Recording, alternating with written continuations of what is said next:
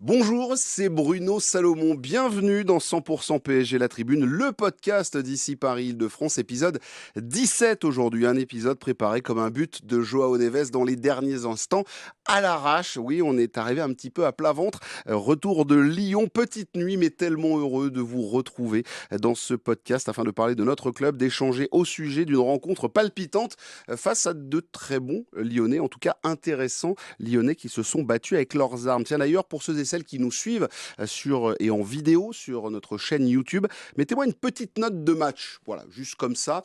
Moi, j'ai toujours rêvé d'être prof, donc 6 sur 10. Ouais, un peu dur, tu vois, mais bon, c'est sympa. On a quand même des bons élèves dans cette classe qui ont tiré l'équipe vers le haut. Puis t'en as 2-3 en fond de classe qui commencent vraiment à être inquiétants. On va en parler, bien évidemment, avec les profs pour ce conseil de classe. J'espère en tout cas vous êtes abonnés à notre chaîne YouTube 100% PSG ici Paris-Île-de-France. Vous n'hésitez pas, abonnez-vous. Et puis sinon, faites le petit j'aime. Ça mange pas de pain. C'est une bonne vieille expression de boomer années 90-2000. Mais je l'assume, c'est mon âge. Allez les amis, on ne traîne pas, mais juste avant, petit cadeau.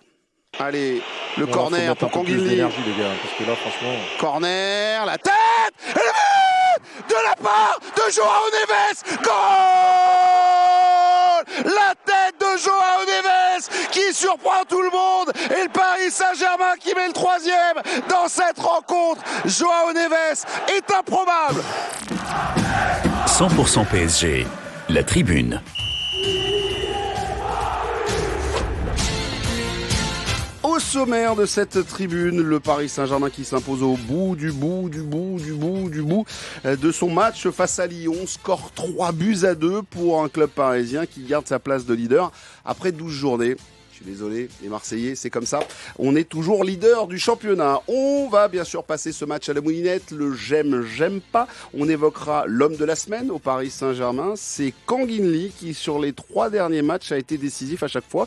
Est-ce que c'est le réveil du tigre coréen ? Oui, j'ose poser la question. La question sera posée, réponse dans quelques minutes avec nos débatteurs. Et puis, peut-on tenir très longtemps sans nos latéraux ? Oui, parce que là, cette fois-ci, Hakimi et Nuno Mendes sont out pour plusieurs semaines. Est-ce qu'on va pouvoir s'en sortir très longtemps sans eux ? De ça et du reste, on en parle dans 100% PSG La Tribune. C'est parti. 100% PSG, la tribune. Qui compose l'équipe du jour ? Ils sont 3. Aymeric Legal, notre ultra-journaliste de la rédaction de 20 minutes, est là. Salut Aymeric. Salut Bruno, salut tout le monde. Bienvenue Aymeric. Merci. Tidjani Mbo est avec nous, membre émérite de la bande du Winamax FC, de la chaîne L'équipe. Salut Tidjani. Salut Bruno, salut Jonathan, salut Aymeric et salut à tous nos auditeurs. Et bienvenue à toi. Enfin, c'est le patron. Il dirige un site que vous appréciez toutes et tous, que vous adorez. C'est canalsupporter.com. C'est Jonathan Bensaloun. Salut Jonathan. Salut Bruno, salut tout le monde. Bienvenue les copains, on attaque parce qu'on l'avoue, on vient de démarrer un petit peu en retard cette émission, donc il va falloir un petit peu galoper pour rattraper notre retard. 12e journée de championnat jusqu'à la 95e minute de jeu hier soir. La Canebière était prête à s'enflammer pour fêter le titre du 9 novembre, premier après 12 journées. Mon Dieu, c'est formidable. Et non, et ben voilà, le climatiseur en chef. Maintenant, on a des climatiseurs portugais. Après Gonçalo Ramos, c'est notre ami Joao Neves qui a mis le 3e but face à Lyon. Merci, bonsoir. Le PSG est encore leader. On rappelle les buteurs hier soir. Warren, Zaïre Emery, Kvaratskhelia et Joao Neves. D'ailleurs, je dis j'aime tout de suite à Kvara pour sa célébration de but, puisqu'il a fait une petite célébration pour rendre hommage à Achraf Hakimi. Bravo à lui, c'est toujours bien de penser aux copains. Et puis l'autre célébration qu'on a beaucoup aimée, c'est celle de Gonçalo Ramos, bien évidemment, face au public lyonnais. Il est fou, je pense que ce type est fou. Il s'est présenté devant la tribune lyonnais et il faisait des grands gestes comme ça. Enfin bref, il a voulu faire même un clapping avec eux, c'était une grande n'importe quoi. Bref, pardon, je suis parti un peu dans tous les sens. Les amis, on attaque avec le j'aime, vos j'aime. Tidjani, c'est à toi. Bah écoute, ouais, ça peut sembler facile parce que c'est récurrent sur les dernières semaines, mais j'ai encore beaucoup aimé le match de Vitinha dans un PSG qui en ce moment a du mal à trouver de la continuité sur les compositions de départ, du fait des absents, du fait de la rotation qui est obligatoire avec ce calendrier totalement démentiel. Mais il y en a un qui ne bouge pas, qui est inamovible et qui, j'ai l'impression, est de plus en plus incontournable, c'est Vitinha. Voilà, c'est le garant garant pour moi aujourd'hui de la bonne marche du collectif. On va faire des débats un petit peu plus tard sur l'importance des latéraux, est-ce qu'on va pouvoir s'en passer ou non. On avait eu des débats aussi sur d'autres absents qu'il y a eu au milieu de terrain, que ce soit Ruiz ou que ce soit João Neves, et j'ai l'impression que pour le moment, tant que Vitinha est là pour assurer une espèce d'harmonie collective, et le PSG aura une espèce de standard minimum, et lui-même assure un standard minimum, c'est-à-dire que là où il pouvait y avoir des performances peut-être un petit peu plus inégales au début de sa carrière parisienne, aujourd'hui c'est un métronome absolu, et je pense que c'est ce qui en fait aussi un joueur d'élite, parce qu'il y a le niveau auquel il est capable de monter, et on a vu qu'aujourd'hui le match qu'il fait par exemple au Vélodrome malgré la défaite, il est excellent, le match qu'il fait contre Leverkusen c'est top niveau, mais souvent les joueurs de très haut niveau, je trouve, se jugent sur le niveau moyen minimum. Et lui, il a un niveau moyen minimum qui est élevé, c'est-à-dire qu'il n'y a plus de rencontres où Vitinha passe au travers. Il se permet même le luxe hier de faire 2 passes décisives qu'il me propulse provisoirement meilleur passeur de notre championnat. Donc moi, avec tout ce que je vois aujourd'hui de la saison du Paris Saint-Germain et de Vitinha, je pense même que il va être un très sérieux candidat au titre de meilleur joueur de Ligue 1, avec ce que sont aussi les irrégularités de certaines autres individualités côté PSG. Un PSG champion aujourd'hui, je pense que ce sera synonyme de Vitinha meilleur joueur de Ligue 1. En tout cas, Vitinha, ça lui va bien, ce brassard, Aymeric. Qu'est-ce qu'il est beau avec son petit brassard, là. Ça lui va bien. Lui, il va pas aboyer sur l'arbitre toutes les 3 minutes, parce que la Ligue nous a fait cette magnifique caméra embarquée sur l'arbitre, où tu vois les visages arriver, et donc tu avais Tagliafico qui arrivait, mais genre en train de hurler, et à côté, voilà, le bon élève, genre, oui, je vous écoute, monsieur l'arbitre, mais j'ai un truc à vous dire. Bref, ça lui va bien, et effectivement, un métronome hors pair. Bah ouais, quand Vitinha est là, tout va. C'est un peu ça, c'est un peu ce que tu dis, Tidiane. Et je trouve justement que la récompense du brassard de capitaine, c'est pas quelque chose d'anodin de la part de Luis Enrique. Je pense que ce garçon, au-delà de l'ampleur qu'il a prise sur le terrain déjà, peut encore en prendre une autre en tant que leader de vestiaire, leader de parole. Je le trouve irréprochable à tout niveau, donc c'est forcément un exemple à suivre. Donc quand tu as un mec comme ça autour de toi, et que ça régale, tout le monde a envie de se mettre au diapason. Donc oui, Vitinha, mon amour, comme d'hab, et pour toujours, quoi. Ouais, mais alors juste un truc sur ce brassard, Jonathan, quelques instants, on a quand même, il y avait Warren sur le terrain. Et normalement, c'était si j'ai bien compris l'ordre, c'était Marquis, Hakimi, Warren, et peut-être Vitinha. Là, hop, il a monté de 1 ou 2 crans. De toute façon, c'est le débat dont on parlera tout à l'heure, c'est le rôle des latéraux. Je pense que beaucoup, ce qui est normal, se concentre sur le rôle des attaquants en général quand c'est indispensable, que ce soit un Dembélé, un Doué, là Barcola hier qui n'a pas joué 1 minute. Mais on voit au PSG, de toute façon, le meilleur buteur actuellement c'est João Neves, le deuxième c'est Gonzalo Ramos qui est un remplaçant, le troisième c'est Nuno Mendes, et pour trouver un attaquant titulaire, donc c'est à égalité, c'est Barcola. Donc en fait, à la limite, pour le rôle de buteur, Paris a ce qu'il faut. Pour les latéraux, c'est un peu plus compliqué, et on va le voir un peu après. Et aussi, je pense que le troisième indiscutable de cette équipe, c'est Vitinha. Je pense qu'on ne se rend pas compte parfois, comme à l'époque d'un Verratti, où parfois on banalise un peu le rôle que peut avoir le Vitinha parce qu'il est au milieu de terrain, parce que mais Verratti il est moins spectaculaire. Quelquefois non dans un match. C'est ça. Alors que Vitinha, c'est moins le cas. Il était spectaculaire, Verratti. Donc au moins, il y avait ça aussi, où on se disait Verratti, il est incroyable parce qu'il est capable de faire un geste qui est fou. Vitinha, c'est toujours très propre. C'est toujours, c'est le régulateur de ton équipe. C'est celui qui va mettre le tempo de ton équipe. C'est celui où, quand on sait bien qu'il est en difficulté, généralement ton équipe elle est un peu en difficulté. On se souvient du match contre Aston Villa, ou même là contre le Bayern où il a été un peu en difficulté sur la première demi-heure. Et tu te rends compte que l'équipe tournait un peu moins bien. C'est honnêtement, c'est le cœur, le cerveau, le poumon de ton équipe, c'est Vitinha, et je pense qu'il faut le saluer. Et Luis Enrique le salue en mettant donc vice-capitaine, donc troisième capitaine, c'est dire quoi. Ode à Vitinha, bien évidemment, pour cette partie. J'ai encore en tête cette passe claquée pour Ibrahim Mbaye sur le côté. Alors ça ne va pas au bout, mais la passe, elle est exceptionnelle à commenter. Je sais pas vous étiez dans votre canapé, mais moi au stade, j'étais là, waouh, il est à 70 mètres du but et il fait une passe qui va à 2000 à l'heure. Ça témoigne d'une belle confiance, parce que c'est quand même un joueur qui, sur le début de son aventure, a eu des problèmes pour s'intégrer, parce qu'il était dans un vestiaire où il y avait d'autres personnalités qui prenaient, on peut le dire. Qui prenaient un petit peu de place, mais j'ai envie de dire c'est logique, quand tu es dans un vestiaire où tu as Neymar, Messi, Mbappé, je comprends que en termes de personnalité, tu saches pas forcément où te mettre. Et moi, ce que je trouve intéressant dans ce qu'il fait, c'est qu'il surjoue pas.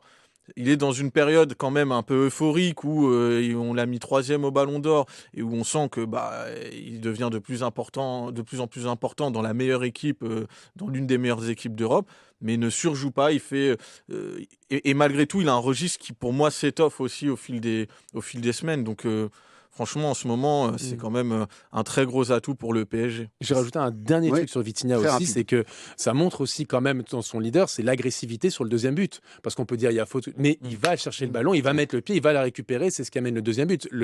Ces 2 passes décisives, ça montre deux perceptions, on va dire, 2 côtés de son jeu. C'est d'un côté la pureté technique avec cette ouverture magnifique sur Warren, et de l'autre côté l'agressivité où il va chercher le ballon, il va donner la passe à Kvara, et bravo à lui, quoi. Et les Lyonnais se plaignent que sur ce but-là, il y a faute de Vitinha, alors qu'il vient juste mettre sa jambe entre le... Tessman qui fait la semelle, là. Oui, c'est ça. C'est qui le fautif là-dessus? C'est ça. Bref. Il y a eu beaucoup. Voilà, à Lyon, il digère pas et c'est l'arbitre, c'est tout ça. Aymeric, avec toi, ton j'aime s'il te plaît. Je crois qu'on reste au milieu, je crois. Exactement, comme à chaque fois que je viens ici, c'est la petite minute Warren Zaïre-Emery. Début de la saison, c'était pour dire mon inquiétude. Et aujourd'hui, force est de constater que ça y est, il est de retour. Il a retrouvé vraiment toute la confiance. Moi, c'est vraiment au niveau de la confiance que j'avais l'impression qu'il avait tout perdu. Ça se sentait dans ses gestes. Aujourd'hui, il a retrouvé du coffre. Physiquement, ça va mieux. Et dans la tête, ça se voit que ça va mieux. Les ressorties de balles qu'il te fait. Alors, je ne vais pas recomparer à Verratti, mais hier, il y a une petite sortie de balle au milieu de 4 Lyonnais où c'est d'une sérénité folle. Et puis, il relance au côté opposé. C'est vraiment très, très propre. Son but, il fait le boulot qu'attend de lui exactement Luis Enrique sur ce côté-là, c'est-à-dire qu'il remplace parfaitement Hakimi, sa course, et puis voilà, la patate sous la barre parce qu'il n'y a pas de solution. Souvent les joueurs n'osent pas faire cette frappe-là dans ce moment-là, alors que c'est vraiment cet endroit-là où il faut la mettre, parce que comme tu le disais hors antenne, c'est un peu les buts que prennent les gardiens de hockey, ils peuvent rien faire, t'as le bras là, la tête là, tu te la prends soit dans la face, soit sous la barre. Donc voilà, je trouve que vraiment il a repris cette confiance, il est de retour en équipe de France avec Didier Deschamps. Alors j'espère que ça va pas lui porter J'espère qu'il va malheur. faire jouer surtout. Parce que si c'est juste pour le foot sur le banc, il fallait le laisser en espoir. Oui, effectivement, mais je trouve que voilà, c'est un tout qui montre que vraiment le Warren d'avant est de retour. Moi, après, je vais souvent vite dans mes conclusions, mais j'avais peur qu'il soit un peu vraiment perdu. C'est pas le cas, donc bravo à lui. Et dans cette période où c'est l'hécatombe de partout, voilà, on a besoin des mecs du banc qui sortent et qui font le taf, quoi. Je me permets une toute petite anecdote. Les garçons l'ont entendu avant l'émission, mais très rapidement, juste pour vous dire, à la sortie du match, Warren Zaïre-Emery est venu me saluer, et juste pour vous dire qu'en fait, il est vraiment aussi en train de prendre un statut dans ce vestiaire. En fait, il est venu me dire bonjour et me serrer la main, parce qu'on se connaît, on s'est déjà vu plusieurs fois et on a toujours eu l'occasion de discuter ou d'échanger quelques instants. Et Warren avait tous les petits, les titis du PSG qui le suivaient, et là c'était Papa Canard avec tous les petits canards. Donc ils sont tous venus me dire bonjour, alors que d'habitude ils tracent tous et tu t'imagines bien. Et là, bonjour monsieur. Donc voilà, j'ai pris un coup de vieux, parce que le côté monsieur, mais c'est pas grave. Et en fait, je le trouvais rayonnant. Il était bien, il était content, je le félicitais pour son but, il m'a bien dit que c'était ce qu'il voulait faire, voilà, mais c'était et on le sentait, voilà, et il emmène les autres, donc David Boli, il y avait Ibrahim Mbaye, il y avait Quentin Jean, tous sont venus au même moment. Ça faisait un peu, il le fait, je le fais aussi, parce que je le suis un petit peu. Très rapidement, Tidiani, sur Warren Zaïre-Emery, effectivement, on voit cette séquence là, octobre-novembre, depuis son retour des espoirs. C'est un homme transfiguré. Ouais, la dynamique qui redevient positive pour Zaïre-Emery. J'ai envie de dire au meilleur moment pour le PSG, avec les absents qui sont arrivés dans ce secteur de jeu. Moi, je l'avais toujours dit, oui, il y a une question de confiance. Emery, il a totalement raison là-dessus. Et quand la tête veut, généralement, le corps va bien. Mais on avait toujours dit aussi, Warren Zaïre-Emery doit faire du Zaïre-Emery. C'est-à-dire que dans un milieu qu'on a tellement loué avec Fabian Ruiz et avec Vitinha et Neves, qui est un milieu qui a d'autres caractéristiques de jeu que celles de Warren Zaïre-Emery, ça ne voulait pas nécessairement dire qu'il était éliminé. Et fallait pas non plus qu'il nourrisse de complexes par rapport à la qualité technique ou par rapport aux qualités qu'ont ces 3 autres joueurs. Et à un moment, on avait un Zaïre-Emery qui, effectivement, donnait l'impression de baisser la tête et qui, honnêtement, était en train aussi de dégringoler dans la hiérarchie, puisque l'avènement d'un Mayoulou, parce qu'il y avait plein d'autres facteurs qui lui étaient défavorables. Mais je trouve que les dernières sorties montrent qu'en faisant du Warren Zaïre-Emery, en s'appuyant sur ses qualités, dans la faculté à pouvoir porter le ballon, à pouvoir travailler au milieu de terrain, il a tout à fait sa place dans une rotation au Paris Saint-Germain. Et tu penses qu'il peut vraiment rebattre les cartes face à cette concurrence d'un Neves, Ruiz ou d'un Vitinha? Moi, je pense que ça dépend des états de forme des uns et des autres. Luis Enrique, là-dessus, franchement, on ne peut pas lui jeter la pierre. Il a pour habitude de faire jouer les joueurs qui sont dans une dynamique positive. Fabian Ruiz, à un moment donné, était dans une dynamique moins bonne.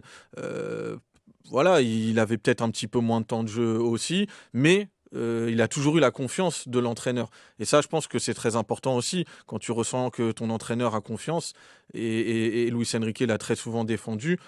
Là, aujourd'hui, les deux en récoltent les fruits et c'est l'équipe qui en sort gagnante. Allez, on va faire notre tour de table et terminer ce tour de j'aime avec le j'aime de Jonathan. Quel est ton j'aime pour cette rencontre face à l'Olympique Lyonnais, victoire 3-2 du Paris Saint-Germain? Alors, j'ai un peu changé, c'est le j'aime que je t'avais partagé. Bravo, je suis désolé. Je suis désolé parce que justement, je pensais que mes confrères allaient en parler, mais non, il faut quand même dire un mot sur João Neves. On n'en a pas parlé. T'as raison. Donc, voilà, donc en soi, il faut quand même en parler parce que ce garçon est quand même incroyable. Non mais incroyable. C'est-à-dire que déjà la saison dernière, c'est pas un match exceptionnel. Non, mais il est toujours décisif. Et là cette semaine, il rentre contre le Bayern, il marque un super but. Non, parce qu'il faut le dire, au-delà du but qui est important, parce que ça le relance ce match, il marque un super but et derrière il met une tête aussi. Encore une fois, ça passe à ça du poteau de Neuer. Là cette fois-ci, il la met dedans. Honnêtement, déjà la saison dernière, ça avait été une surprise incroyable, son match contre Liverpool, son match contre Arsenal, où il gagnait des duels aériens face à Declan Rice. Alors moi, j'ai cette image-là, c'est incroyable. Le gamin, il est haut comme 3 pommes, et il a une détente, et il a surtout un sens du timing qui est exceptionnel. 1m74. Non mais c'est incroyable. Non mais c'est fou. Je sais. Et hier, encore une fois, il rentre, il fait, comme tu l'as dit, il fait pas un match, voilà, mais parce qu'il revient de blessure, ça met du temps, c'est normal, la saison est longue, et il va quand même te claquer ce but à la dernière minute. Je trouve que ce garçon est différent. Il a 21 ans et il est différent. Et tu sens qu'il prend petit à petit une place où, en fait, tu l'as vu contre le Bayern, parce que c'est bien de faire en plus cette transition sur les 2 matchs. Tu l'as vu contre le Bayern, quand il est rentré, l'équipe avait quand même une autre gueule. Il fait quand même du bien dans cet effectif. Il fait du bien à ce milieu de terrain par sa qualité technique, par ses récupérations, par son apport offensif, parce que c'est un danger. Il a marqué de la tête contre City, il a marqué contre l'Inter Miami, là, les buts dont je t'ai parlé tout à l'heure, le triplé contre Toulouse, on rappelle, on l'a quasiment oublié, mais de retourner une frappe en lucarne, il est plein de surprises, ce garçon, on va dire. Et franchement, ça va rapidement devenir... là, c'est un chouchou. Mais il est sur les traces de devenir une légende pour moi. Vraiment, il a tout pour être une légende du club João Neves et qu'on en parle encore dans plusieurs années. Il est incroyable. J'ai adoré sa tête en zone mixte hier. Avec un grand sourire, je suis petit et ils m'ont oublié. Et c'est vrai, alors Mata et Niakate qui sont loués pour leur bon début de saison, 2 centraux qui font une vraie belle paire. Là, les deux... Oui, ils sont allés sur Gonzalo Ramos, oui, ils sont allés sur les Pacho et autres, mais alors là, le petit, il est tout seul dans cette forêt. C'est parfait pour lui. Je sais que tu voulais aller sur João Neves aussi. Et t'es d'accord avec Jonathan, Aymeric? Évidemment, c'est l'homme parfait. Moi, celui qui me trouve son défaut, peut-être qu'il fait mal à manger, tu vois, mais sinon, il est vraiment fabuleux. Et comme Vitinha, ce sont des mecs humbles. Et moi, j'aime cette mentalité-là sur le terrain, travailleur, acharné. Et puis quand tu vois ça, alors je pense que désormais, après ce coup de boule là dans les arrêts de jeu, les mecs vont faire plus attention aux petits garçons au premier poteau parce qu'il a une détente à la Michael Jordan. C'est phénoménal. Hier, faut revoir le ralenti. Il saute à, je sais pas combien, mais c'est juste fabuleux. Donc oui, alors légende. Moi, je vais attendre un petit peu parce que on sait bien que dans le foot, tout va très vite. Hein. Donc ça peut changer. Mais t'es parti sur des bases très très élevées pour son âge et avec Viti parce que franchement, j'aime ce duo. J'ai envie qu'ils écrivent l'histoire de ce club. C'est des gens qui ont l'air très très bien ici. Donc il faut les garder pour des années. Quant à ces deux-là, c'est quand même une assurance tout risque au milieu de terrain. Et moi je comprends qu'à l'époque, tu t'en parlais Tidiane tout à l'heure, Warren ait presque eu peut-être un complexe d'infériorité quand il a vu ces 2 monstres arriver. C'est là, il faut le temps de digérer. C'est quoi ce niveau des 2 fadas là? Donc c'est assez logique qu'il ait eu ça parce qu'on a tous été subjugués. Et je trouve que de par leur exemple, l'exemplarité, il pousse les autres vers le haut, donc c'est tout bénef pour l'équipe, quoi. Et il n'est pas à 100% de ses capacités. Bien sûr que non. Oui, parce que hier, effectivement, il fait pas un grand match. Oui, c'est pas, ce qui est logique en plus. Il a quelques pertes de balles. Mais t'es là, t'es décisif au bon moment et tu donnes les 3 points, quoi. Ouais, c'est clair. La célébration est belle, la photo est iconique. Voilà, avec Kanguinli en train de sauter derrière et lui à genoux. Enfin, c'est improbable. C'est effectivement. Puis alors, la climatisation était franchement dans le stade. Impeccable, vraiment ça a été une pause magnifique. Ton j'aime pas s'il te plaît Tidiani, on attaque. Mon j'aime pas, c'est la fébrilité défensive du PSG et c'est d'autant plus un sujet que Luis Enrique en a parlé après la rencontre hier, lorsque on est venu le questionner au sujet de Lucas Chevalier. Lui, il a voulu incriminer directement sa défense et notamment les difficultés d'alignement, parce que quand vous regardez les 2 buts lyonnais, en fait, les courses des attaquants lyonnais sont quasiment similaires, c'est-à-dire que c'est des joueurs de côté qui ont une course intérieure et qui ensuite attaquent la profondeur. Et là, on voit aussi que l'absence des 2 latéraux, je crois c'est l'excellent Romain Bédou qui en avait parlé lui aussi, en fait, l'identité des latéraux qui ne sont donc pas Nuno Mendes et Hakimi ne permet pas de venir compenser les difficultés de la défense dans la profondeur, et donc l'avance que les attaquants adverses ont, ils la conservent et ils peuvent aller au bout de l'action. Donc non, il y a des problèmes défensifs à régler. On peut inclure aussi le sujet du gardien de but là-dedans, parce qu'il fait partie de l'animation. Et je ne pense pas que ce soit uniquement une question de titulaire ou de remplaçant. Parce que dans l'absolu, Zabarni, je ne pense pas qu'il a été recruté à ce prix-là pour être un remplaçant attitré.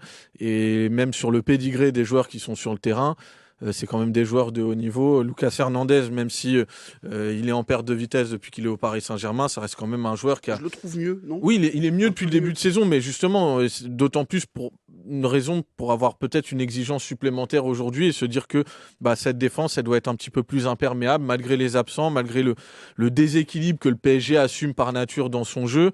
Je veux dire, hier, dans un monde normal, tu n'es peut-être pas obligé de marquer 3 buts à l'extérieur pour aller gagner le match à Lyon, quoi. Ah oui, donc, et puis sur les 10 derniers matchs du PSG, toutes compétitions confondues, il y a, je crois, seulement 3 clean sheets. Donc, t'en prends 3 contre Strasbourg, t'en prends 2 contre le Bayern, t'en prends 1 à Lorient, bon. Oui. Mais ça peut paraître être une exigence... c'est une exigence importante. Ouais, mais aujourd'hui, on est au Paris Saint-Germain et t'es attendu sur tous les terrains, challengé par toutes les équipes qui jouent le match de l'année, même par le Bayern. Voilà, en ce moment, je pense que le paramètre qui détermine les performances de façon un peu négative, c'est l'aspect défensif. Mais Jonathan, ce qui est assez fou, il le fait pas souvent, hein, quand même, Luis Enrique, de pointer du doigt en disant oui, ils sont gentils, ils peuvent s'aligner, ça ferait quand même plaisir. De toute façon, au vu de sa tête pendant tout le match, les bras croisés, en train de s'énerver et en train de bougonner dans son coin, il a pas aimé le match défensif de ses joueurs. En fait, il y a aussi un autre aspect qui, je pense aussi, doit frustrer Luis Enrique. Je trouve que Paris n'arrive pas à conserver un score en ce moment. C'est-à-dire que tu en parlais, Strasbourg, Paris mène au score et après ils s'en prennent 3 dans la foulée. Contre Lorient, tu mènes, tu te fais tout de suite reprendre. Contre Leverkusen, c'est pareil, tu te mets tout seul dans la panade. Il y a qui encore hier contre Lyon, encore une fois, tu mènes, tu te fais reprendre. En ce moment, c'est vrai que Paris, ils ouvrent le score et puis il y a un espèce de relâchement ou je sais pas, enfin des erreurs défensives qui font qu'en fait, tu te prends toujours un but et tu te mets un peu tout seul dans la difficulté. Et je pense que Luis Enrique, le voyant un peu et connaissant un peu son exigence, ça doit aussi, comme tu l'as dit, vraiment commencer un peu à fulminer, quoi. Parce que ce que je comprends, parce qu'aujourd'hui, tu te mets dans la difficulté, tu es obligé d'arracher à chaque fois des victoires dans les dernières secondes. Oh, c'est sympa, ça nous fait un peu de suspense. C'est ça, mais disons que je pense que pour lui, où il a besoin justement que son équipe souffle un peu, de devoir jouer à fond encore jusqu'à la 95e, 94e minute et s'arracher pour essayer de chercher les résultats, je pense que lui, il voudrait un peu s'éviter ça, quoi. Effectivement. Mais tu vois ce que je disais, Bruno, sur les 10 derniers matchs, là, je les ai sous les yeux, toutes compétitions confondues. Donc il y a 3 clean sheets du Paris Saint-Germain. Les 3 clean sheets, c'est contre Auxerre, Brest et Nice. Sans leur manquer de respect, c'est quand même deuxième partie de tableau. Des adversaires plutôt de deuxième tiers, voire troisième tiers pour certains.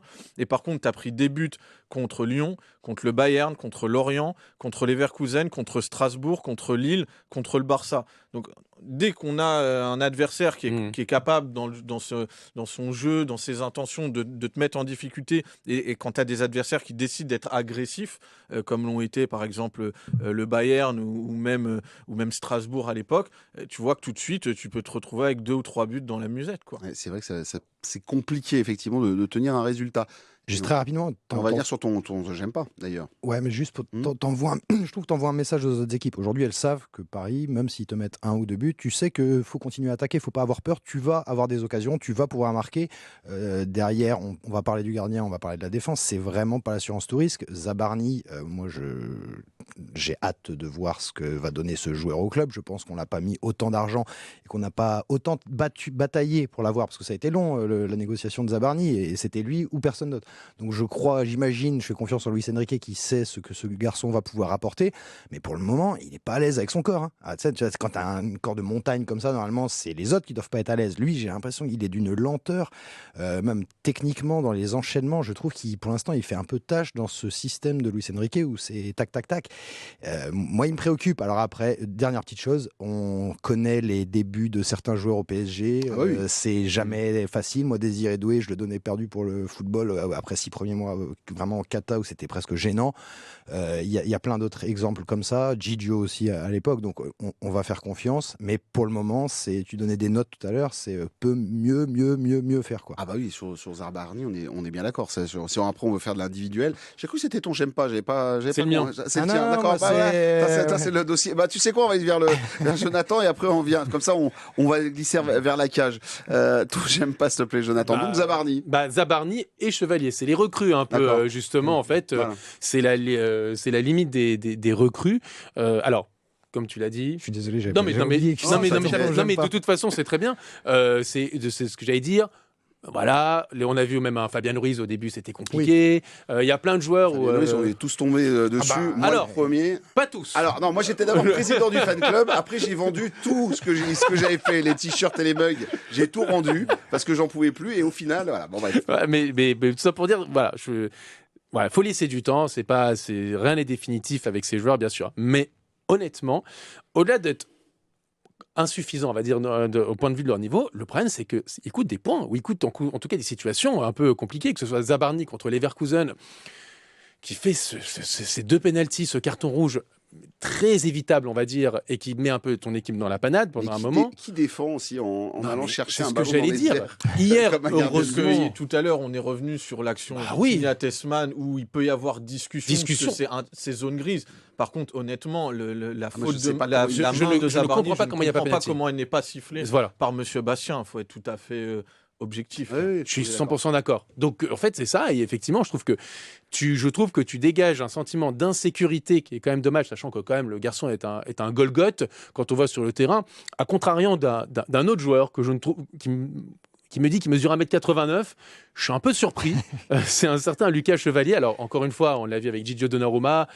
C'est pas facile au début, etc. Mais ce que je te disais hors antenne, alors, évidemment, je le dis, je préviens, ce n'est que le début. Il a tout pour s'améliorer et je pense qu'il a du potentiel. Et je veux pas tout de suite le jeter au caniveau. Mais Lucas Chevalier, moi, il me fait penser au loin, tu vois une ombre de Rottweiler, et plus tu t'approches, plus tu vois un Chihuahua. C'est vraiment, et c'est vrai, et que j'ai l'impression qu'il ne prend pas de place dans son but. C'est-à-dire qu'il est en face à face. Et en fait, les joueurs peuvent passer où ils veulent la balle, il ne l'arrêtera pas. Je ne sais pas pourquoi, il a une technique de gardien qui... Je ne comprends pas. Peut-être que c'est ses débuts, il n'a pas confiance, je ne sais pas, mais on a vu ça contre Strasbourg, on a vu ça encore hier. Voilà, je sais pas, je trouve qu'il n'a pas encore trouvé ses marques. Je n'ai pas envie de le comparer à Donnarumma parce que avant ces 6 mois là en 2025 extraordinaires, on était très critique et c'était justifié envers Donnarumma, donc je vais rien dire. Mais je trouve que rien que par rapport au chapeau 1 européen, Chevalier, c'est pas ça. Et que, ok, il est bon au pied, mais encore une fois, alors si tu voulais un bon joueur au pied, prends Arnao Tenas. Il a fait une passe décisive la saison dernière pour Gonzalo Ramos, exceptionnel, mais c'était pas un gardien extraordinaire. Je dis pas que c'est pareil, mais je dis que si tu voulais vraiment ce joueur qui est bon au pied, je sais pas. Honnêtement, je suis un peu perplexe et j'espère qu'il va reprendre confiance parce qu'en plus, j'aime pas. Plus de ça, hors terrain, c'est pas facile, quoi. Tidiani, je vais venir te voir pour Chevalier, mais je sais que c'est ton j'aime pas aussi dans le sportif. et dans le côté à côté. Bah ouais, il y a une petite polémique, on va dire. Petite. Je la rappelle, Lucas Chevalier aurait liké un post Instagram dans lequel tu as un élu des Républicains, Julien Aubert, qui dit préférer voter RN que LFI si jamais il y avait un second tour à la présidentielle. Bon, je rappelle que chacun a ses opinions et que c'est pas illégal ni interdit de voter Rassemblement national. Et donc voilà, Lucas Chevalier aurait posté un like sur cette publication et depuis, voilà, il a communiqué. Alors, c'est pas vraiment excusé, mais il a expliqué le contexte. Il a dit que son doigt avait ripé. Bon, moi, ce que je note, c'est quand même qu'à chaque fois que tu as un mec qui fait une dinguerie sur Internet, c'est soit je me suis fait pirater mon compte, soit j'ai fait une erreur. Bon, je rappelle quand même aussi que quand tu scrolles, il dit ça, c'était une erreur en scrollant, j'ai appuyé sur j'aime sans faire exprès. Mais après, les algorithmes, on peut leur reprocher plein de trucs, mais ils sont pas couillons. Hein. S'ils te proposent des vidéos de cette tendance, c'est que bon. Donc je trouve que c'est moyen en ce moment. Ça ne va pas l'arranger dans le contexte où déjà sportivement, il est vraiment très très en difficulté. Son père disait avant d'arriver, quand il a signé au PSG, c'est quelqu'un sur qui la pression elle glisse. Moi, je trouve qu'elle glisse pas du tout. Il est en train de se la prendre en pleine face. C'est le revers de la médaille d'un club comme le Paris Saint-Germain où tu es exposé. C'est très compliqué à gérer. Et derrière, sa communication en disant ouais, mais ceux qui m'ont critiqué sur le like, c'est ceux qui me critiquent sportivement. Mec, faut faire la part des choses. Hein. Et puis il dit qu'en plus on prend plaisir à le critiquer. C'est pas vrai du tout. Moi, j'adorerais le voir briller depuis le début de saison quand il a fait son match en Supercoupe contre Tottenham où le péno il arrête. Je me dis c'est le début d'une histoire phénoménale. Et depuis, force est de constater que non. Et la confiance appelle la confiance et l'inverse est pareil. Donc c'est vraiment une boule de pas bien en ce moment. Ça va être très dur de s'en sortir.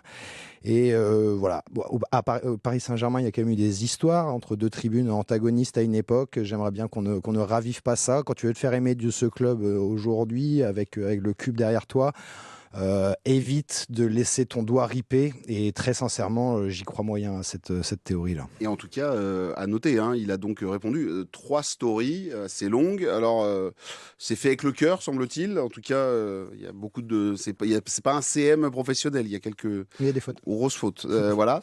Vous avez essayé de me faire passer pour un facho. Voilà ce qu'il déplore. Derrière, je ne cherche pas à vous convaincre, mais il est désolant de savoir qu'en scrollant et en laissant un like sans être rendu compte sur une publication et qu'au réveil de votre sieste pour préparer le match, vous êtes informé que votre image est salie de haut en bas par une action accidentelle, ça m'emmerde. Voilà. Et la suite, je vous la laisse découvrir sur Ici Paris, Île-de-France, sur notre site internet. Moi, je n'importe quoi, j'avais fait ça. Donc, voilà. Mais effectivement, moi, l'histoire d'algorithme, je te rejoins. Voilà, quand j'ai des trucs de hockey sur glace qui me tombent toute la journée, c'est que je crois que j'aime bien regarder les trucs de hockey sur glace. Voilà. Je dis ça, je dis rien. C'est mon grand truc. Enfin, pas top pour préparer un match, hein, honnêtement. Tu apprends ça en sortant de ta sieste, tu m'étonnes après qu'il rate son match. Voilà, oui, pour préparer un match, t'es mentalement... Voilà, en tout cas, sachez-le. Voilà, ça c'est vraiment quand il le dit dans sa story, sachez-le, au Paris Saint-Germain, on nous a raconté le même... voilà, là, c'est à peu près le même timing qu'on nous a expliqué.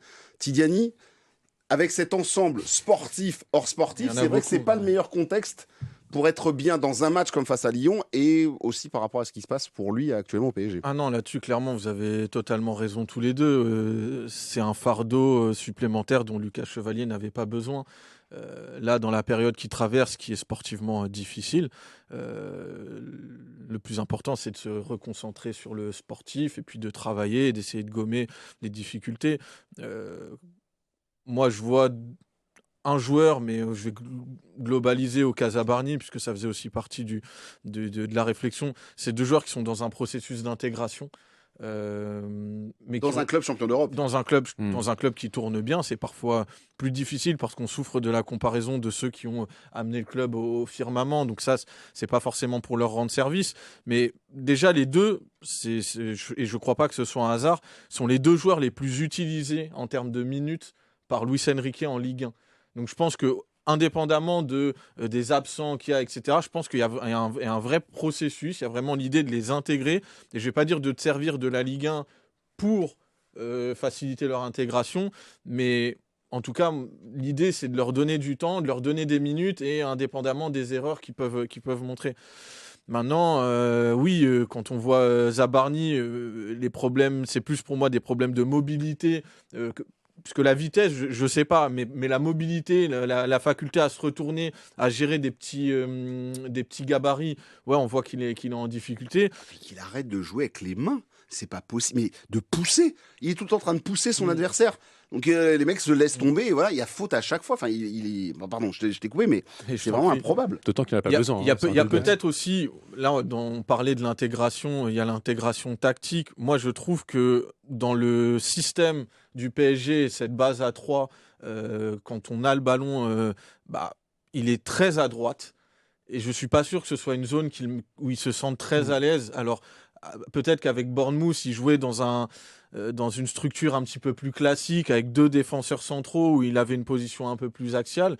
Mais moi, je trouve qu'il est très souvent presque dans le couloir, et j'ai l'impression que par rapport au vis-à-vis qu'il a à gérer, et même par rapport à son positionnement, j'ai l'impression que ça ne le met pas forcément à l'aise. Et pour rebasculer du coup sur Chevalier, puisque c'est un petit peu le passage de l'un à l'autre, Chevalier, je trouve que c'est un problème d'autorité aussi. Parce qu'il y a les arrêts qu'il ne fait pas, ça c'est vrai. Mais il y a aussi à un moment donné ce que tu vas diffuser dans une animation défensive globale. Et moi, les reproches que je faisais à Donnarumma à l'époque, et Donnarumma faisait très souvent les arrêts, en Ligue 1 en tout cas, il était au niveau qu'on attendait. Mais le problème, c'est qu'il ne diffusait pas cette sérénité dans la surface de réparation. Il n'avait pas l'autorité où tu sens que sur des sorties aériennes, sur des interventions, quand il va falloir sortir un petit peu de sa ligne pour aller pêcher des ballons, là, il ne t'apporte pas cette sérénité qui ferait du bien à tout le monde, notamment une défense où tu as un joueur comme Zabarni qui a lui aussi besoin de prendre de la confiance. Donc moi, en fait, je pense que c'est des problèmes qui se nourrissent les uns les autres, et ça nous amène à ce que je dénonçais tout à l'heure, la fébrilité défensive du PSG qui est un problème en ce moment. Et on y reviendra bien évidemment dans notre débat, puisqu'il y aura un moment où on va se poser pour parler de l'absence des latéraux, et peut-être que finalement, quand le central se retrouve avec aussi un autre qui n'est pas à son poste habituel, etc., c'est peut-être des petites cascades comme ça qui arrivent. Mais effectivement, Zabarni, ça pose question, et puis Chevalier aussi. Hier, juste une stat qui est effrayante, sachez-le, il y a eu un arrêt pour les 2 gardiens. la grande tige slovaque d'un côté, Greff. Pourquoi Greff Pardon, excusez-moi. Greff d'un côté et 0 de notre côté. 0 arrêt pour notre gardien, à part aller boxer des ballons. Et alors, il y a des moments sur les corners, c'était un peu le... Après, ils n'ont pas tiré 50 fois, les Lyonnais. Non, mais ce que je veux dire, c'est... c'est un peu le retour d'une frappe un but, quoi. C'est un peu ça. Alphonse, si tu nous écoutes, voilà. Il avait fait quoi, une série de 8 matchs C'était effrayant, 8 matchs, 8 tirs, ou je sais plus, enfin, il avait pris... C'est ce fameux nouveau métier qu'apprend à faire Lucas Chevalier par rapport à ce qu'était sa réalité à Lille, où il avait beaucoup plus d'arrêts à réaliser, où globalement, il n'avait pas une équipe qui joue à 40 ou 50 mètres de son but. Et d'ailleurs, on le voit sur le deuxième but, la façon dont il gère l'espace, même si ça n'est pas uniquement de sa faute, c'est là que tu vois que ça fait partie de son nouveau métier. Et là, je vais rebondir sur ce qu'Emeric disait juste avant. C'est pas la même pression. Ah bah non. C'est-à-dire que gérer la pression, oui, quand tu dois faire ta détection que t'es petit, quand tu dois rentrer dans un club comme Lille, quand tu dois t'imposer, quand tu dois trouver une place... Oui, mais là, t'es au Paris Saint-Germain, t'es dans l'un des clubs les plus exposés du monde, et si la pression, t'avais réussi à la gérer jusqu'à présent, c'est pas pour autant que tu vas arriver à gérer celle qui arrive, parce qu'elle est peut-être d'une autre ampleur aussi. Regarde même Donnarumma qui a 16 ans, professionnel, il vient de l'AC Milan, qui est quand même aussi, quand on voit en Italie comment c'est, et pourtant à Paris, au début, c'était compliqué, quoi. Vous me proposez une question, les amis, je vais la faire. J'y ai pas pensé. Là, tu vois, tu viens de me lancer. Est-ce qu'on le met en concurrence, Jonathan, sur le prochain match? Est-ce qu'à un moment donné, il faut arrêter de le foutre dans le confort et de se dire non, mais attendez, les amis, l'année dernière, Donnarumma s'est retrouvé avec Safonov dans les pattes 1 ou 2 fois. Est-ce que peut-être que c'est aussi le fait que le gamin, il est là, il sait que le coach ne l'enlèvera jamais. Là, tu veux l'achever. Je sais pas. Je tente ma chance. Disons qu'en termes de sérénité défensive, le duo Safonov-Zabarni, j'ai 2-3 doutes. Mais oui, tu peux mettre Marquinhos, allez, Zabarni sur le banc, et puis voilà. Enfin, mais c'est vrai. Je pense qu'il faut justement. C'est pour ça que même hier, quand il incrimine la défense, Luis Enrique, c'est pour évidemment un peu changer le braquet et qu'on évite de parler de Lucas Chevalier. Parce que tu en parlais de sa sortie, il est à 12 mètres. Moi, j'ai envie de dire que soit tu es à 12 mètres, tu y vas, tu tentes et tu vas chercher la balle, soit tu recules et tu n'es pas à 12 mètres, tu es à 6 mètres et tu prends pas ce lob-là. Mais le problème, c'est que même là, tu comprends pas trop son placement. Donc honnêtement, je pense que ça serait plus une mauvaise... Enfin, tout le respect. Bruno serait plus une mauvaise idée qu'autre chose de vraiment le mettre d'autant que le poste de gardien de but, c'est vraiment un poste, enfin ce qu'on nous répète, où tu as vraiment besoin de confiance, de continuité, d'automatisme. Et là, il arrive dans une nouvelle défense et tout. Donc, il faut continuer. Ça sent pas le choix. Franchement, PSG Le Havre, moi, ça m'aurait pas dérangé. Oui, c'est vrai que c'est Le Havre. Renato Marine ou Safonov. Si tu veux essayer Marine aussi, moi, je veux bien. Disons que dans ce contexte-là, vu tout ce qu'on vient de dire sur Lucas Chevalier, la période qu'il traverse actuellement, je pense que tu le tues là. Après, il n'y a jamais de bon moment pour sortir ton gardien titulaire, mais je pense que là, ça ne serait vraiment pas l'aider. Tu as la trêve internationale qui arrive, va se reposer un peu tranquillement, s'aérer l'esprit. Et voilà, avec Didier, tout le monde va toujours bien quand on entraîne un peu avec cet homme-là. Mais donc, non, il ne faut absolument pas le remettre en cause maintenant, d'autant que, bon, Safonov, ça reste aussi Safonov, quoi. Donc, c'est pas tant une concurrence. Voilà, je pense que tu le tues et que c'est pas le genre de la maison avec Luis Enrique. Il faut attendre un déclic qui va finir par arriver parce qu'on sait que ce gardien est quand même très fort. Enfin, on l'a vu depuis le début de sa carrière. C'est pas un Pinos qui débarque comme ça. Tout. Donc, le foot, le sport de haut niveau, c'est une histoire principalement de confiance, comme tu disais. Quand la tête va, le corps suit. Là, en ce moment, il a les guibolles qui tremblent. Ça se voit, ça va venir.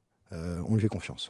Yannick, toi non plus, tu fais pas de changement? Non, je trouve que la comparaison avec Donnarumma, elle est pas forcément pertinente parce que Donnarumma, quand il est. C'est ma fête, non mais ça n'est pas du tout personnel, Bruno, parce que c'est une tendance qui commence un petit peu à émerger. Mais pourquoi c'est pas comparable? Parce que déjà Donnarumma, il a pas le même statut avant d'arriver. Il arrive d'un grand club avec une notoriété qui n'est pas la même, avec un Euro qu'il a gagné avec l'Italie. Donc Donnarumma est, je pense, plus armé pour affronter l'électrochoc que lui impose son entraîneur par rapport à un Chevalier. Deuxième chose, Donnarumma, quand il est challengé, je ne parle pas de la première année où il est en concurrence avec Keylor Navas, pardon. Mais c'est au bout de combien? 3 ans et demi? 4 ans qu'on lui met Safonov que j'allais dire, pour chercher un petit peu, on va dire, c'est presque un espèce de levier ultime pour aller essayer de trouver le moyen de le débloquer. Mais avant, tu l'as conforté, tu lui as laissé des saisons complètes pour essayer de s'installer, de renverser la tendance. Là, Chevalier, il est arrivé il y a 3-4 mois au Paris Saint-Germain, il a changé de monde. Là où Donnarumma, lui, avait déjà peut-être un aperçu de ce que pouvait impliquer un tel club en termes de pression, d'attente, d'exigence des matchs tous les 3 jours. Donc non, là, Chevalier, faut persister. Et puis, si vraiment ça devient pénalisant pour l'équipe, peut-être que là, il y aura une réflexion qui pourra exister. Mais aujourd'hui, ça me semble bien trop prématuré. En tout cas, ce qui est sûr, c'est que, comme le disent aussi beaucoup et certains, il est dans ce que demande Luis Enrique. Il a un jeu au pied. Pour le coup, là, parfait, il a fait aucune bêtise au pied depuis le début de ce qu'il a commencé avec le Paris Saint-Germain. Lucas Chevalier, on suivra aussi l'affaire dont tu as parlé tout à l'heure, Aymeric, on verra un petit peu. C'est pas que la qualité de jeu long de Chevalier, parce qu'en soi, sa qualité de jeu long, elle est pas exceptionnelle. Par contre, dans les phases où le PSG essaye de ressortir propre avec de la possession basse, il est quand même calme. Et ça, c'est important pour justement les séquences où tu essayes de faire coulisser de droite à gauche, où tu es obligé de repasser par le gardien. Ça te permet de solliciter peut-être un défenseur en moins par rapport à un autre gardien qui serait moins à l'aise. Donc il y a aussi ça qui est, on va dire, dans toute cette balance négative du moment, ça c'est quelque chose sur lequel il travaille et plutôt positivement jusqu'à présent. On se rappelle que quand Donnarumma touchait le ballon, il y avait 1 seconde de réflexion pour se dire qu'est-ce que je fais du ballon, alors que lui, quand il touche le ballon, il sait déjà à qui il va la distribuer et comment il va la distribuer. Et c'est en ça que son profil est pertinent, je pense, en tout cas dans l'esprit de ceux qui l'ont recruté. Les amis, pour ceux et celles qui nous suivent sur l'antenne d'ici Paris Île-de-France et aussi sur la chaîne YouTube et aussi en podcast, en téléchargement, vous le savez, j'ai jamais été très tendre avec le garçon qui va arriver. Oui, moi, Canguilny, ça n'a jamais été ma tasse de thé, mon biscuit préféré. C'est pas du tout mon truc. Depuis le début, depuis qu'il est là, on m'a même un peu tensé en me disant mais c'est pas possible, qu'est-ce qu'il t'a fait?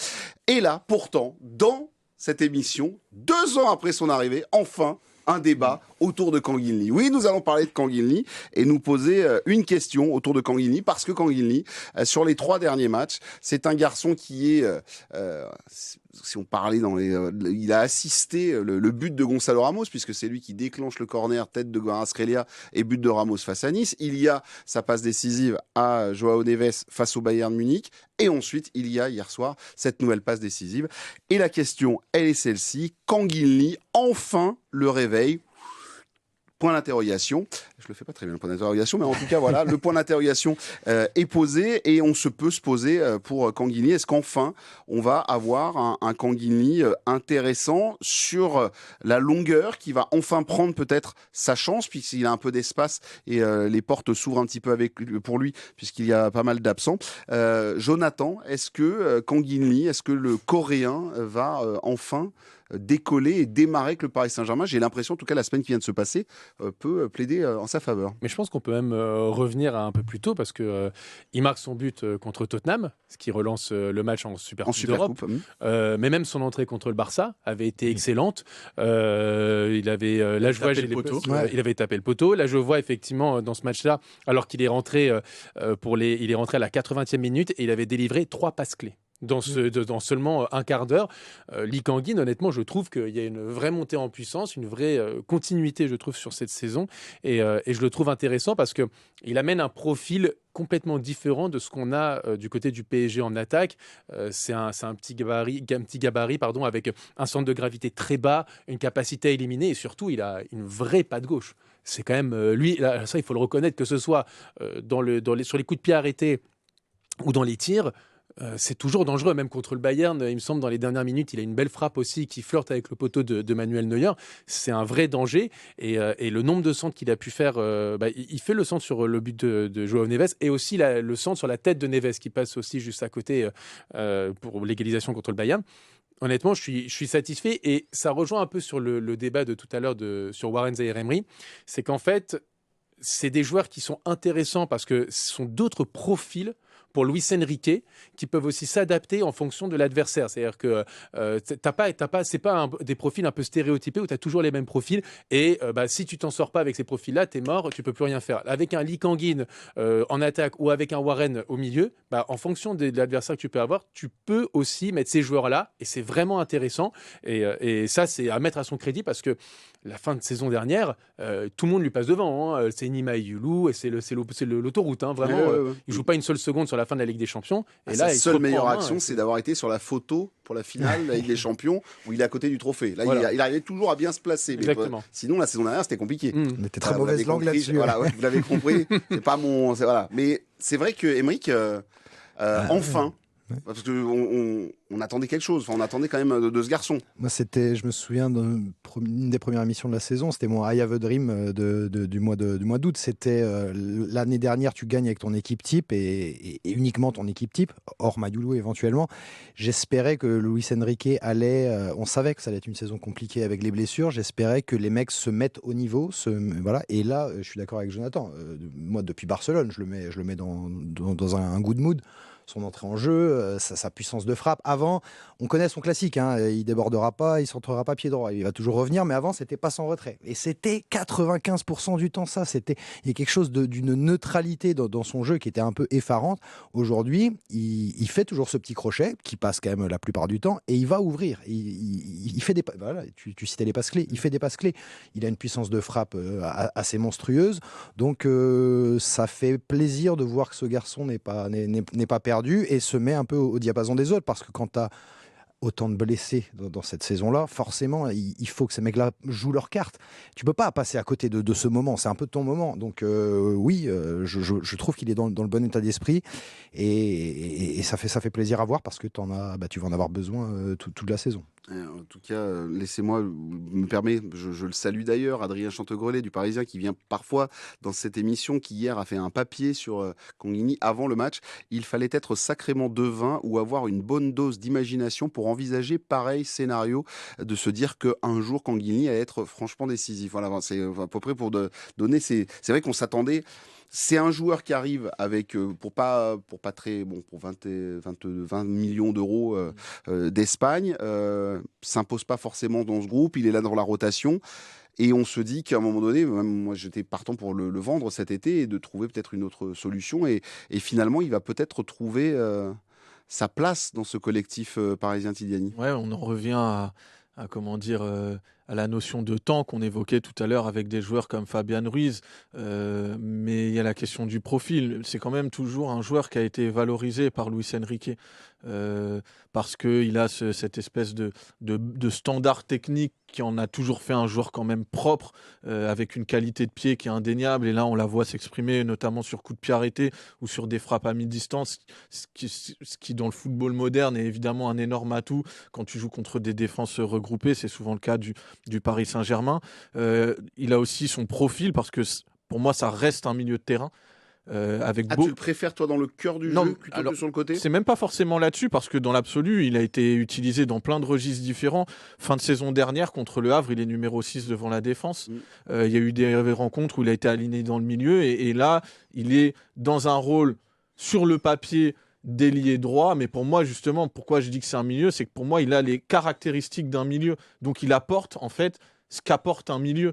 Donc, pour un entraîneur comme Luis Enrique qui aime bien quand même avoir du contrôle, en fait, Lee Kang-in, c'est presque un milieu supplémentaire. De la même façon que Désiré Doué est un milieu supplémentaire aussi, mais avec des caractéristiques différentes, parce qu'il est droitier, Elie est gaucher, et que ce ne sont pas les mêmes joueurs. Mais je veux dire, ça reste sur les moments de match où tu as besoin de reprendre le contrôle du ballon, ça reste un joueur qui sert cette idée-là. Donc moi, je suis d'accord avec ce qu'a dit Aymeric. La différence majeure, c'est qu'aujourd'hui, tu as l'impression qu'il fait avancer le jeu de son équipe. Ce qui n'était pas forcément le cas sur les premières saisons, où tu as l'impression que de temps en temps, ok, tu es bon techniquement, tu es capable de faire une bonne... Mais est-ce que tu fais avancer le jeu de ton équipe ? Et il y a un paradoxe avec tout ça, c'est que l'année dernière, mine de rien, il finit la saison de Ligue 1 avec 6 buts, 6 passes décisives, ce qui est quand même pas mal par rapport au rôle qu'il a. Et cette année, il n'a qu'une passe décisive en Ligue 1. Donc j'ai envie de dire, statistiquement, il est presque en retard sur ses temps de passage. Mais dans le rendu visuel, on a l'impression que c'est un joueur qui est plus intéressant. Ouais, c'est vrai qu'il est plus intéressant. Et en plus, il a cette corde à son arc supplémentaire, les coups de pied arrêtés. C'est l'artificier désormais numéro 1, encore hier soir donc face à Lyon, mais face au Bayern aussi, voilà, face à Nice, c'était la même chose, parce que bon, c'est quasiment une passe D ce qu'il fait. C'est vrai que Jonathan, c'est aussi l'une de ses qualités. Je pense que c'est ce qu'apprécie aussi Luis Enrique. On voit dans chaque match, il y a toujours des combinaisons sur les coups de pied arrêtés. Alors on peut jouer parfois à 2, parfois on joue en retrait, parfois on joue au premier poteau, parfois.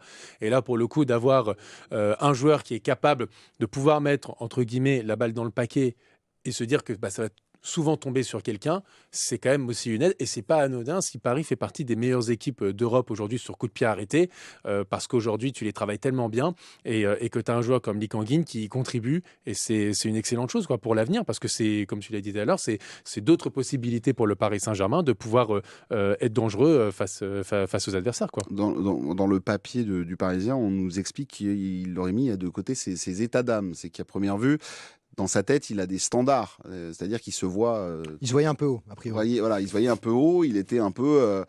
pour lui, c'est une star dans son pays, et il n'était pas la star au Paris Saint-Germain, il avait du mal à trouver le curseur.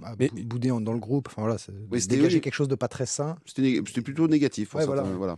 Mais je me permets de dire que quand même, encore une fois, Luis Enrique, il faut, dans la gestion humaine, il faut le dire, c'est quand même un entraîneur qui est à part, parce que on parlait tout à l'heure de Warren qui était au fond du trou et là qui reprend petit à petit du poil de la bête. La saison dernière, il avait fait pareil avec Fabian Ruiz qui était au fond du trou et qui s'est avéré être un des meilleurs milieux de terrain au monde. Là, il est en train de le faire avec Lee Kang-in.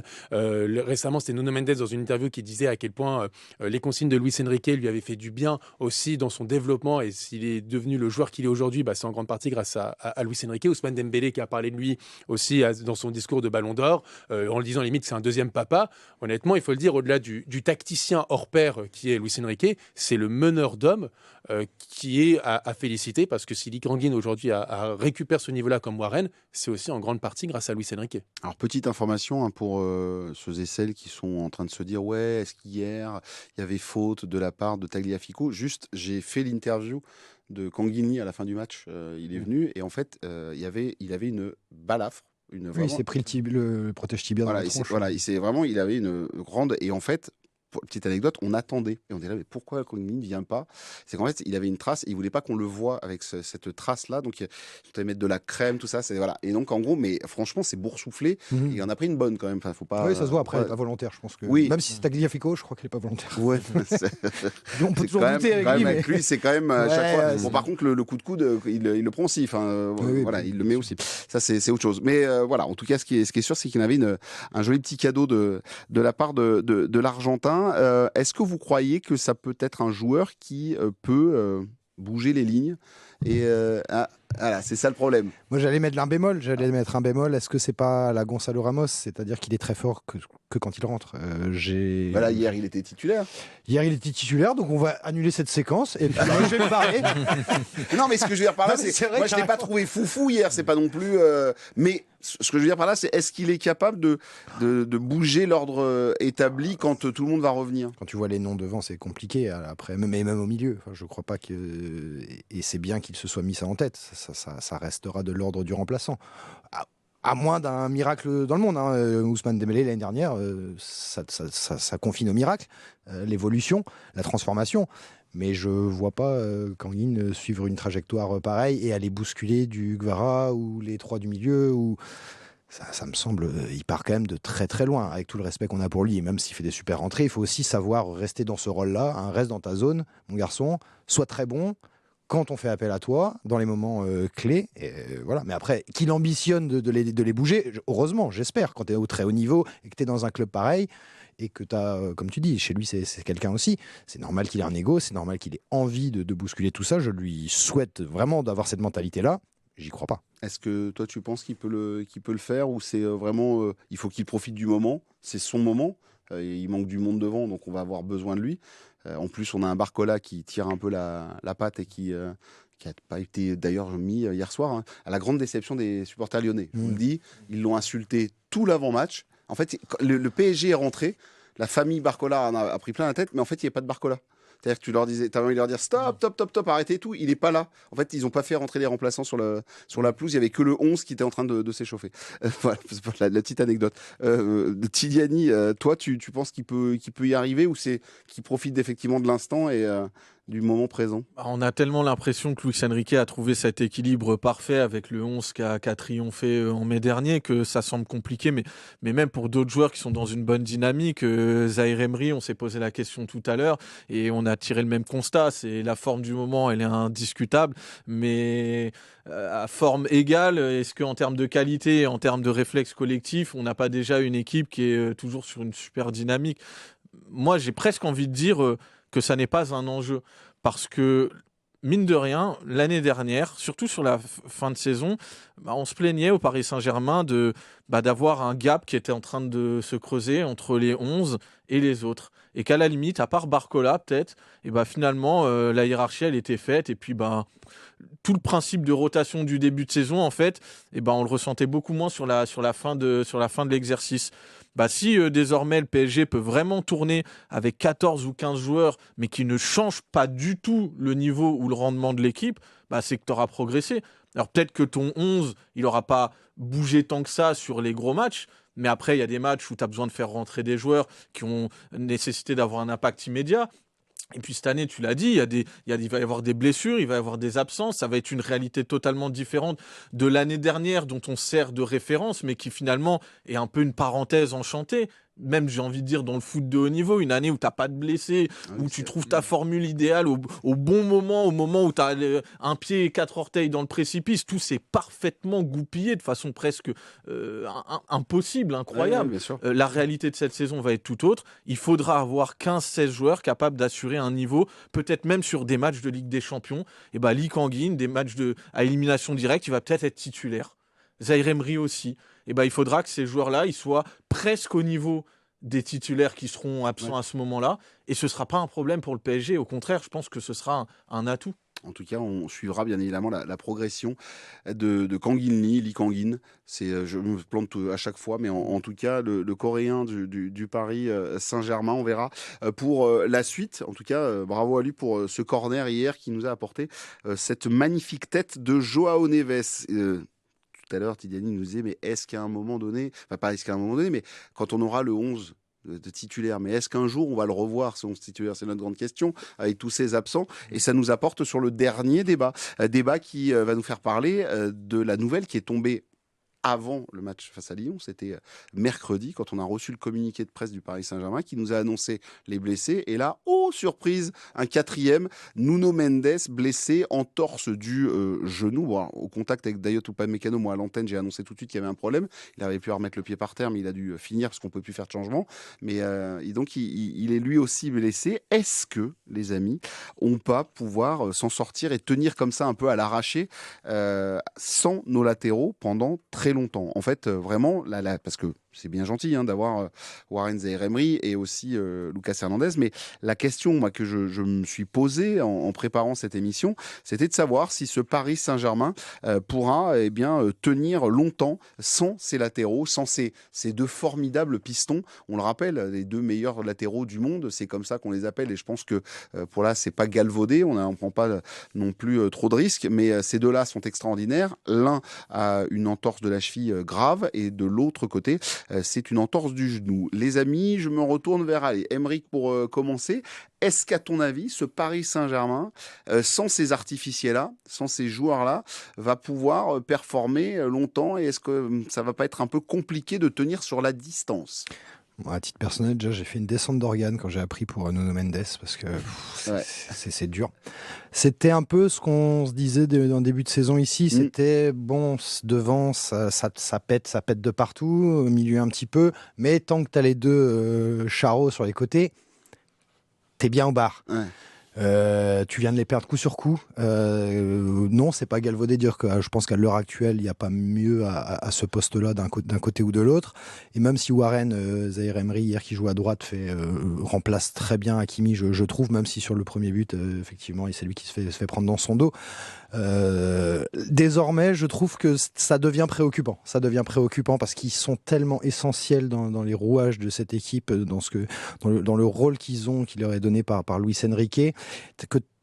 Évidemment que tu n'as pas cette qualité en remplaçant sur le terrain, mais t'en es quand même très très loin. À part Warren, moi, Lucas, vous avez dit que vous trouviez qu'il est un peu mieux. Je trouve que hier, sur certaines séquences, c'est encore très très léger. Bon, j'ai beaucoup de mal. Mais t'as quand même un gars au poste.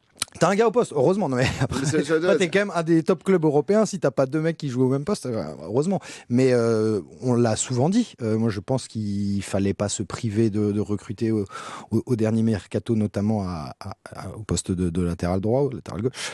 T'as de la jeunesse qui est là, mais elle fera pas le travail toute la saison. Le gap entre ce que tu perds et ce que tu vas récupérer derrière maintenant, il est vraiment gigantesque. Moi, je suis un peu préoccupé. Et puis, globalement, sur tous les hécatombes de blessés, ça n'arrête pas. Même quand les mecs reviennent, ils repartent. J'ai l'impression, je disais la saison dernière que c'était presque un rêve ce qu'on avait vécu. J'avais du mal à y croire, j'avais peur de me réveiller un jour et qu'on me l'enlève. Là, j'ai l'impression qu'on passe à la caisse. Là, le destin est là. Les frérots, maintenant, il va falloir payer. Vous avez kiffé, maintenant, il va falloir... c'est le foot aussi, c'est le sport. Il y a de la casse, c'est pas non plus... Ouais, mais là, c'est...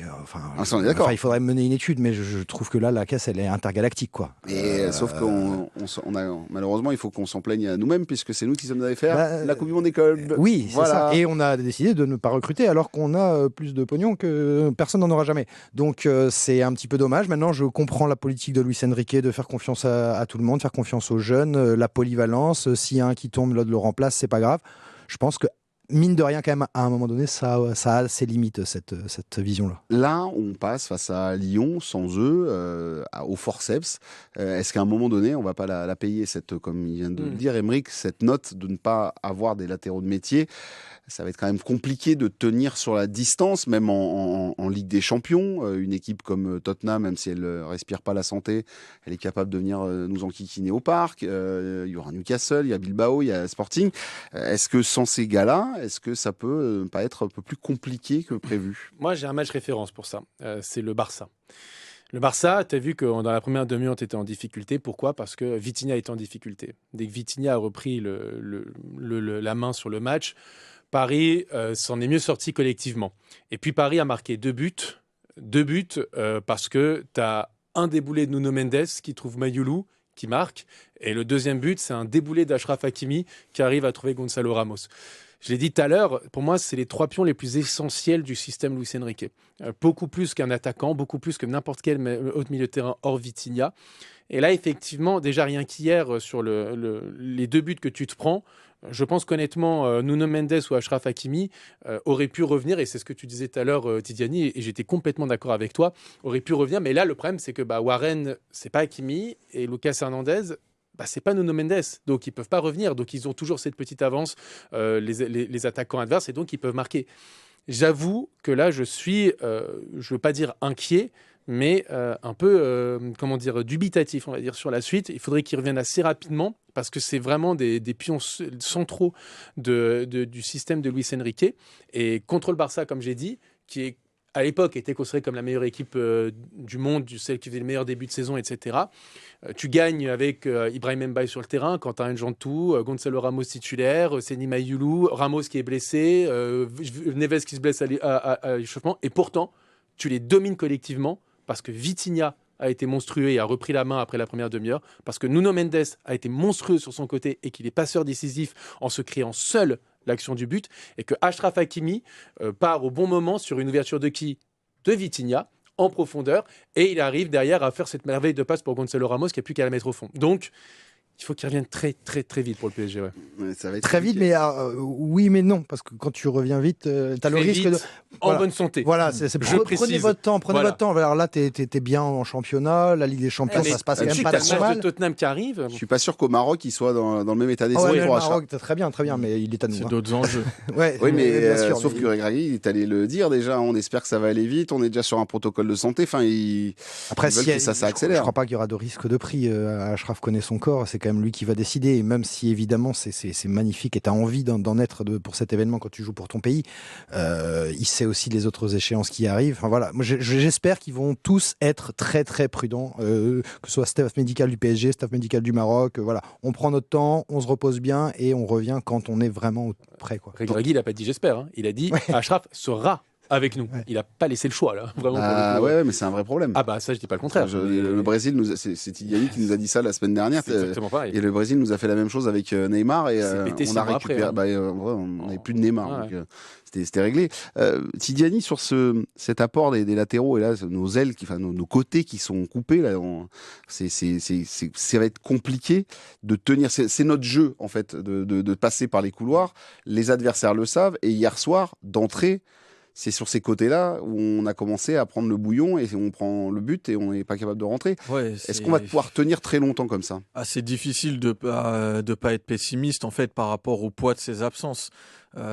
Déjà parce que tu perds les deux en même temps. Ouais. Tu aurais pu dans ton malheur en perdre un et puis ensuite un peu plus tard dans la saison en perdre un autre. Mais là tu perds les deux en même temps. Donc tu vas même pas pouvoir essayer de miser sur une espèce d'asymétrie où, je veux dire, jouer avec Zaïre Emery à droite pendant que tu gardes Nuno Mendes à gauche, tu peux toujours avoir, on va dire, l'apport de Mendes. Mais là, tu perds les deux en même temps. Donc déjà, ça, c'est quand même pas de chance. Moi, j'ai envie du coup de ramener une petite dose d'optimisme. C'est de me dire que Luis Enrique a régulièrement été confronté à des problématiques tactiques quand même depuis qu'il est arrivé. On lui a retiré Mbappé entre deux saisons, avec toute l'importance qu'il peut avoir, positivement comme négativement, mais bon, globalement, un joueur qui marque autant de buts, généralement, c'est plutôt un atout pour une équipe. Il a eu à un moment donné moins Ousmane Dembélé, qui était devenu un joueur essentiel dans son animation. Il a trouvé des solutions. On s'est posé alors que, on se disait à un moment donné que c'était la pierre angulaire du secteur offensif, quoi. Et pourtant, en Coupe du Monde des clubs, tu vas en finale quasiment sans lui. Ensuite, on a perdu les milieux. On s'est dit, bon, ok, Dembélé, on a fait sans lui. Mais là, le milieu quand même du PSG qui est devenu un peu la salle des machines, etc., ça va être compliqué quand même là. Bon, le PSG a quand même, grâce à un Vitinha qui a continué à émerger, à avoir un très bon rendement. Mais là, c'est vrai que quand tu vois le poids qu'ils ont dans le registre offensif, mais aussi dans le registre défensif, ça a été rappelé par Jonathan, oui, tu conjugues ça au fait que les postes sont, je vais pas dire pas doublés, mais ils sont mal doublés, parce qu'ils sont doublés par des joueurs dont c'est pas le registre premier d'assumer tout ça. Oui, on est en droit de se poser des questions, parce que les concepts de jeu, je pense qu'ils sont assimilés par les joueurs qui vont les remplacer. Quand tu regardes le mimétisme entre ce que fait Zaïre Emery sur le premier but hier et ce qu'aurait pu faire Hakimi à sa place, tu te dis ok. Mais je pense que tôt ou tard et dans des matchs de très haut niveau, en fait, à un moment donné, les caractéristiques pures des joueurs, elles reprennent un peu le dessus.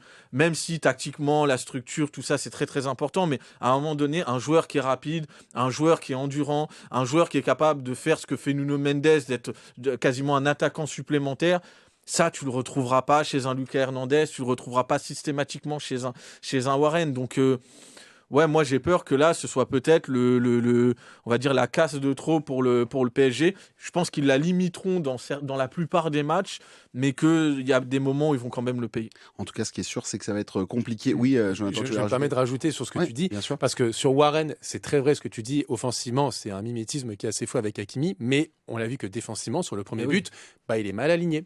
Parce qu'il n'a pas les mêmes automatismes et les mêmes réflexes qu'Achraf Hakimi. C'est pas un défenseur. C'est pas un défenseur. Donc le premier but, c'est parce qu'il est mal aligné et que derrière, ça part dans son dos et qu'il ne peut pas le rattraper. Et c'est comme ça que Lyon ouvre le score. Quand tu as la vitesse de Nuno ou d'Achraf, ces mecs-là peuvent rattraper un retard qu'ils auraient éventuellement sur le terrain. Nuno Mendes, il rattrape tout. Lucas Hernandez ne va pas lui demander de rattraper un retard à la vitesse. C'est impossible. Il ne peut pas le faire. Il a même plus l'âge et il a jamais... Voilà.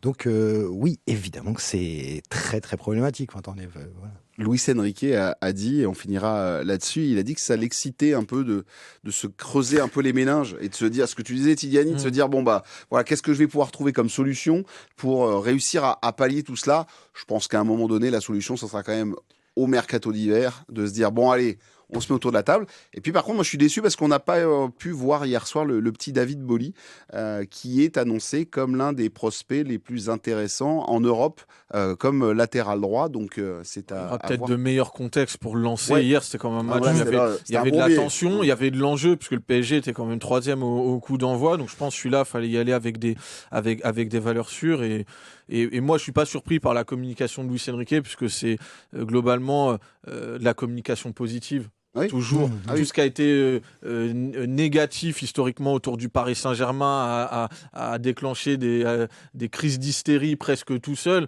Bah là, tu te rends compte que lui, il apporte ça. Donc, moi, je le crois quand il dit ça, puisque c'est un coach qui aime être challengé. Mais je pense que c'est aussi pour garder une espèce d'aura positive autour de ce groupe qui en a bien besoin. Ce qu'il ajoute quand même hier, je crois avoir lu, j'aimerais bien quand même vivre une saison normale à un moment donné dans la saison. Oui, c'est donc, ça. Alors oui, il adore bricoler, casse-tête chinois, nickel. Mais voilà, s'il avait le logo matos, il serait pas mécontent non plus. Par contre, quand il va le retrouver, le gros matos, je pense que ça va lui faire plaisir. Tu sais, ça va être sur le côté chouette. Sur quel bouton j'appuie déjà? Et là-dessus, c'est parti. On relance les affaires. Les amis, je vous rappelle que le prochain match du Paris Saint-Germain qui sera à vivre sur notre antenne, ce sera le match Paris Saint-Germain-Le Havre le 22 novembre prochain. Mathieu Bonnemère, Didier Digard, ça va sentir bon. Nicolas Douchez. Mon doudouche, effectivement. Ce sera l'occasion de les retrouver. Il est temps de se dire au revoir.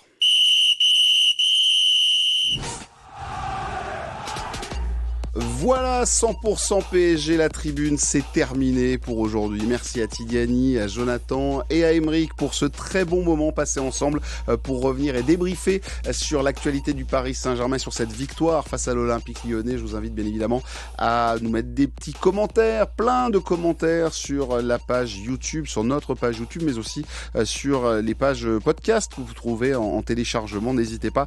Les petites étoiles et les petits j'aime, ça fait toujours du bien évidemment. Je vous rappelle que la semaine prochaine, on se retrouve. Maintenant, comme chaque trêve internationale, c'est le conseil des anciens. On met 4 anciens autour de la table. Ils m'ont déjà tous dit, c'est bon, on vient. On aura du Pierre Ducrot, du Greg Pesley. On aura aussi Eric Rabé-Santana et notre ami Alexandre Letellier. Ils seront tous là pour débriefer le mois passé par le Paris Saint-Germain. Ils nous diront un petit peu ce qu'ils en pensent. Je sais pas pourquoi, mais comme ça, avec un gardien de but dans l'assemblée, on va peut-être faire un petit débat sur le gardien de but. Comme ça, juste, on verra. En tout cas, merci à toutes et à tous de nous avoir suivis. Merci à Lola pour la réalisation visuelle. Merci à Lucas pour la réalisation audio. Et nous, on se retrouve très vite. Allez, ciao, bye bye.